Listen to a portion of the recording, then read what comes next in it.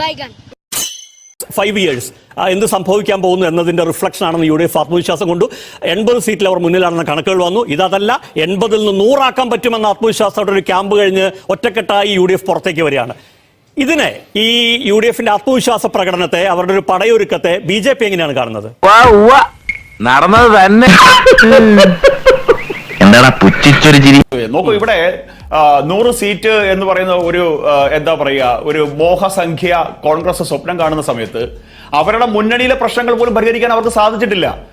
നിലവിലുള്ള സീറ്റിനേക്കാൾ, അതായത് 2021 സീറ്റിനേക്കാൾ അധികം 30 സീറ്റിൽ മത്സരിക്കണമെന്ന് മുസ്ലിം ലീഗ് ആവശ്യപ്പെടുകയാണ്. പറഞ്ഞിട്ട് കാര്യമില്ല.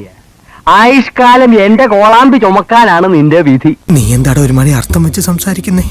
മതമാണ് പ്രശ്നം എന്ന് പ്രസംഗിച്ച ഒരു രാഷ്ട്രീയ പാർട്ടി, ഒരു രാഷ്ട്രീയ നേതാക്കന്മാരുള്ള ഒരു രാഷ്ട്രീയ പാർട്ടി ഞങ്ങൾക്ക് അധികം സീറ്റ് വേണമെന്ന് ആവശ്യപ്പെടുകയാണ്. മലബാറിൽ മാത്രമുണ്ടായിരുന്ന മുസ്ലിം ലീഗ് കോൺഗ്രസ് എന്ന് പറയുന്ന ഊന്നുവടിയിൽ താങ്ങി ഇന്ന് തെക്കൻ കേരളത്തിലേക്ക് വ്യാപിച്ചു തുടങ്ങിയിരിക്കുന്നു. തിരുവനന്തപുരത്ത് അവർക്ക് 12 സീറ്റുകൾ ഉണ്ടായിരിക്കുന്നു. പത്തനംതിട്ടയിൽ ആദ്യമായി 4 സീറ്റുകൾ പിടിച്ചിരിക്കുന്നു. എറണാകുളത്ത് 66 സീറ്റ് ഉണ്ടായിരിക്കുന്നു. തൃശ്ശൂർ 85 സീറ്റ് ഉണ്ടായിരിക്കുന്നു. മധ്യ കേരളത്തിലേക്കും തെക്കൻ കേരളത്തിലേക്കും മുസ്ലിം ലീഗ് കോൺഗ്രസിനേക്കാൾ വലിയ ഒരു രാഷ്ട്രീയ പാർട്ടിയായിട്ട് വളർന്നു വരുന്ന കാണുന്നു. ഇപ്പോ ഏതെങ്കിലും സാഹചര്യത്താൽ കോൺഗ്രസിന് അധികാരം കിട്ടും, അല്ലെങ്കിൽ UDFന് അധികാരം കിട്ടും എന്നുള്ള ആ ലക്ഷ്യം നിറവേറ്റി കഴിഞ്ഞാൽ ഇവരെന്ത് ചെയ്യും? ഇവർക്ക് മുഖ്യമന്ത്രി സ്ഥാനം വീതം വെക്കേണ്ടി വരും. 4 ദിവസം കോൺഗ്രസും ആഴ്ചയിൽ 3 ദിവസം മുസ്ലിം ലീഗും ഭരിക്കേണ്ടി വരും. ഇതാണ് സാഹചര്യം. കൂടുതൽ വിശദീകരിക്കണോ? കാരണം അല്ലാതെ കോൺഗ്രസിന് സ്വന്തം നിലയിൽ ഒന്നും ചെയ്യാൻ സാധിക്കില്ല. അങ്ങ് 2021 സ്ട്രൈക്ക് റേറ്റ് പരിശോധിക്കൂ. 22% സ്ട്രൈക്ക് റേറ്റ് ആണ് കോൺഗ്രസിന്റേത്. 2021 മുസ്ലിം ലീഗിന്റെ സ്ട്രൈക്ക് റേറ്റ് 60%. അപ്പൊ താൻ ആരാണെന്ന് സ്വയം ഒരു ബോധമുണ്ടല്ലോ. നന്നായി. ലീഗിനെ കുറിച്ച് പറഞ്ഞപ്പോ മതമാണ് ശരിയാണ്. അത് മുസ്ലിം ലീഗിന്റെ ഔദ്യോഗിക നിലപാടാണോ? ഒരു നേതാവ് പ്രസംഗിച്ചു, ശരി. അതുപോലെ പല പ്രസംഗങ്ങളും നമ്മൾ ഈ നാട്ടിൽ കണ്ടിട്ടുണ്ട്. എന്ന് വിചാരിച്ചിട്ട് അങ്ങനത്തെ കേരളത്തിൽ നിന്ന് മലപ്പുറത്തുനിന്നോ കോഴിക്കോടുന്നോ കണ്ണൂരിന്നോ കൊച്ചിയിലേക്കോ തിരുവനന്തപുരത്തേക്കോ പോകാൻ പാടില്ലാത്തൊരു പാർട്ടിയാണോ മുസ്ലിം ലീഗ്? വളരാൻ പാടില്ലാത്തൊരു പാർട്ടിയാണോ? ഈ ക്ലൈമറ്റിന്റെ കുഴപ്പമാണെന്നറിയില്ല. നീ മീഡിയയായിട്ട് വളരെ ഇന്റലിജന്റ് ആയിട്ട് സംസാരിക്കും. എനിക്ക് അതേ അറിയാവൂന്ന് എനിക്ക് നേരത്തെ അറിയാം.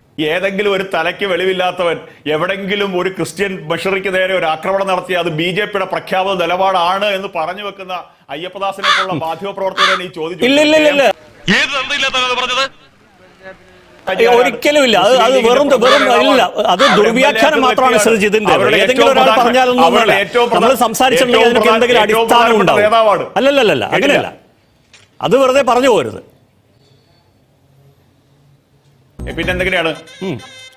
പിന്നെങ്ങനെയാണ്? അല്ല, താങ്കൾ അത് വിശദീകരിക്കണം. ആ കോണ്ടെക്സ്റ്റ് വിശദീകരിക്കണം. എങ്ങനെ, ഏത് കോണ്ടെക്സ്റ്റിലാണ് BJP അക്കൗണ്ടബിൾ ആവുന്ന കോണ്ടെക്സ്റ്റ്? KM ഷാജിയുടെ നിലപാടല്ല മുസ്ലിം ലീഗിലെന്ന് ആരെയാണ് അല്ല, KM ഷാജിയുടെ നിലപാടാണ് മുസ്ലിം ലീഗിന്റെ. അവർ നിലപാടെടുത്തിട്ടുണ്ടോ? ഷാജി തള്ളി പറഞ്ഞിട്ടുണ്ടോ? KM ഷാജി പറഞ്ഞത് തെറ്റാണെന്ന് പറഞ്ഞത് എവിടെയാണ്? കേൾപ്പിച്ചു വരും. അതും ശരിയാണല്ലോ. KM ഷാജി വിവരക്കേടാണ്, ശുദ്ധ വിവരക്കേടാണെന്ന് പറഞ്ഞത് എവിടെയാണ്? അവർ എൻഡോഴ്സ് ചെയ്യുന്നതാണ് നിങ്ങൾ നിലപാടെടുക്കുന്നത്. അല്ല, അതാണ് അവരുടെ നിലപാടെന്ന് നിങ്ങൾ എൻഡോഴ്സ് പരസ്യമായിട്ട് പറഞ്ഞത് ഇപ്പൊ പരസ്യമായിട്ട് പറഞ്ഞു തുടങ്ങിയിരിക്കുന്നു. അത്രേ ഉള്ളൂ. തള്ളി പറഞ്ഞില്ലെങ്കിൽ അതാണ് അവരുടെ നിലപാട് എന്ന് പാർട്ടി നേതൃത്വം എൻഡോഴ്സ് ചെയ്യുന്നു എന്നാണ് താങ്കളുടെ പോയിന്റ് അല്ലേ? പിന്നെ അല്ലാതെ ആരുടെ നിലപാടാണ്? നിങ്ങൾ ഈ പറഞ്ഞ ക്രൈസ്തവ വേട്ട BJP നടത്തുകയാണെന്ന് പറഞ്ഞപ്പോ ഞങ്ങളുടെ സംസ്ഥാന അധ്യക്ഷൻ തുറന്നു പറഞ്ഞു ഞങ്ങൾക്ക് അതല്ല നിലപാട് എന്ന് ഞങ്ങൾ പറയാൻ തയ്യാറായില്ലേ? അല്ല, അവിടെ ഒരു പ്രശ്നമുണ്ട്.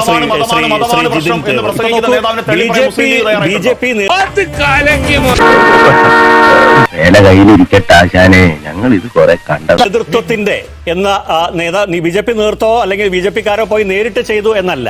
ഈ രാജ്യത്ത് അത്തരം സംഭവങ്ങൾ നടക്കുന്നത് തടയുന്നില്ല ഭരണകൂടം എന്നുള്ളതാണ് നിങ്ങളുടെ പേരുള്ള ആദ്യത്തെ ചാർജ്. പിന്നെ രാജ്യത്ത് പല സ്ഥലത്തും സംഭവിക്കുമ്പോൾ അത് തടയുന്നില്ല, അത് തുടരുന്നു എന്നുള്ളതാണ് നിങ്ങളുടെ മേൽ വന്നിട്ടുള്ള പ്രധാനപ്പെട്ട ചാർജ്. അത് മാധ്യമങ്ങൾ ഉന്നയിച്ചിട്ടുണ്ട്. അത് നാളെയാണെങ്കിലും ഉന്നയിക്കണ്ടേ? അങ്ങനെയാണ് സംഗതിയുടെ കിടപ്പ്. നാട്ടിനും വീട്ടിനും വേണ്ടാത്ത കുറെ പിശാചുക്കളുണ്ട് ഇവിടെ. എന്തോരം ആൾക്കാർ തൃശ്ശൂർ പൂരം കാണാൻ പോണു, വെടിക്കെട്ട് അപകടത്തിൽ ചാവണു. യോഗം വേണ്ടേ? ഇവനൊക്കെ ആനയെ കൊണ്ട് വേണം ചവിട്ടി. എന്തായാലും ശ്രീലേഖ മാഡത്തിന്റെ കണ്ണീരാണല്ലോ. ആ ഷഫീറിനോട് ഒന്ന് പറയണം അയ്യപ്പദാസെ, വല്ലപ്പോഴും പോയി ആ കൊച്ചി പോയി ആ ദീപ്തി മേരി വർഗീസിന്റെ കണ്ണീരോടൊപ്പം നാണോ മാനോ ഇല്ലല്ലോ. ശ്രീലേഖ മാഡം തന്നെ പറഞ്ഞിട്ടുണ്ട് 1.5 വർഷമായുള്ളൂ ഞാൻ പാർട്ടി വന്നിട്ടുള്ള കാര്യം എന്നുള്ളത്. ദീപ്തി മേരി വർഗീസിന് നിങ്ങൾ എന്താ കൊടുക്കാൻ? അവിടെയാണ് പ്രശ്നം. ഞാൻ നേരത്തെ പറഞ്ഞ KM ഷാജിയുടെ മതമാണ് പ്രശ്നം. എന്തേ ലാലി വിൻസെന്റിന് പറയേണ്ടി വന്നു? പെട്ടി കൊടുത്തെങ്കിൽ, കാശ് നിറച്ച പെട്ടി കൊടുത്തെങ്കിൽ മാത്രമേ കോർപ്പറേഷൻ മേയർ ആവുന്നത് സാധിക്കത്തുള്ളൂ. ഇങ്ങനെയൊന്നും BJP ഷഫീറെ. പിന്നെ നിങ്ങളുടെ രണ്ടാമത്തെ വിഷയം എന്താണ്? ഞാൻ മുസ്ലിം ലീഗിനെ മാത്രമേ പറഞ്ഞുള്ളൂ. മേയർ ജമാഅത്ത് ലീഗിന് ഇസ്ലാമി നേരെ പഠിക്കുന്ന നിങ്ങളുടെ സഖ്യമാണെന്നേ. വെൽഫെയർ യാലി പാർട്ടി വിൽസന്റെ നിങ്ങളുടെ കാര്യം സ്വന്തമാ. മറ്റേതാരും SDP ഒന്നുമില്ല. നിങ്ങളുടെ ചങ്കാണ്.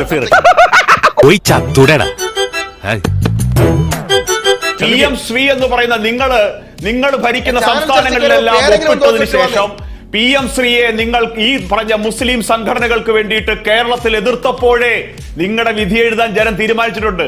അതുകൊണ്ട് തദ്ദേശ തെരഞ്ഞെടുപ്പിൽ പഞ്ചായത്ത് കിട്ടിയ മേന്മയുമായിട്ട് നിങ്ങൾ എന്താണ് കനകലൂരിന്റെ മാന്ത്രിക വടിയൊക്കെ ആയിട്ട് 100 പിടിക്കുമെന്ന് വന്നു കഴിഞ്ഞാൽ കേരളത്തിന്റെ പൊതുസമൂഹം നിങ്ങൾക്ക് അതിനുള്ള ഉത്തരം തരും. നിങ്ങൾ അധികാരമൊന്നും കാത്തിരിക്കേണ്ട. എന്തായാലും മാധ്യമ വാർത്ത ശരിയാണെങ്കിൽ ഏപ്രിലൊക്കെ തെരഞ്ഞെടുപ്പ് നടക്കും. അപ്പൊ റിസൾട്ട് വളരെ വൈകാതെ തന്നെ നമുക്ക് അറിയാൻ പറ്റും. അതുകൊണ്ട് ഷെഫീറെ, BJP-കാരുടെ കണ്ണീരൊപ്പം നടക്കുന്ന സമയത്ത് സ്വന്തം കൂടപ്പുറപ്പിന്റെ സ്വന്തം സഹപ്രവർത്തകയുടെ കണ്ണീരും കൂടെ കാണാനുള്ള ഒരു സാമാന്യ മര്യാദ കാണിക്കാനുള്ള ശ്രമവും കൂടെ നിങ്ങളുടെ ഭാഗത്തു നിന്ന് ഉണ്ടാകണം.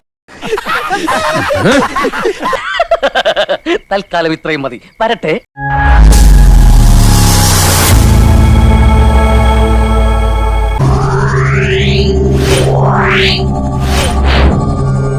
Yeah.